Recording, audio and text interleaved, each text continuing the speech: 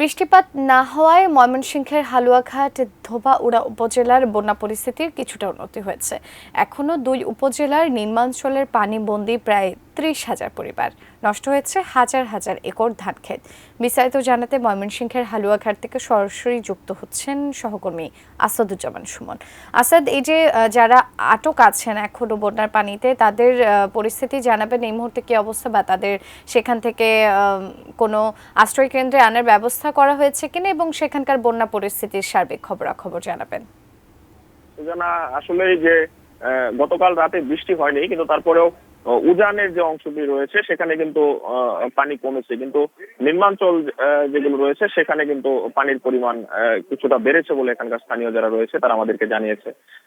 আশ্রয় কেন্দ্রের কথা যদি বলেছেন, যে আশ্রয় কেন্দ্রে আসলে কিন্তু মানুষের ঠাঁই নেই, মানুষের জায়গা সংকট রয়েছে। সবচেয়ে বড় সমস্যাটি যে যারা পড়েছে এখানকার স্থানীয় বাসিন্দারা, সেটি হচ্ছে গবাদি যে পশু রয়েছে সেগুলো নিয়ে তারা একটু বেশি বেকায়দা রয়েছে, সেগুলো তারা সরাতে পারছে না।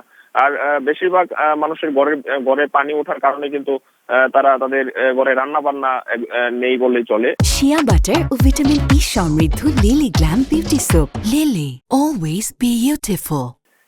এখানকার যারা স্থানীয় রয়েছে তাদের সাথে আমাদের কথা হয়েছে, তারা জানিয়েছেন যে আসলে কোন রকম ত্রাণ কার্যক্রমের কিন্তু তারা আওতায় পড়েনি, এবং তাদের পর্যন্ত এখন পর্যন্ত কোনো ত্রাণ এসে পৌঁছায়নি।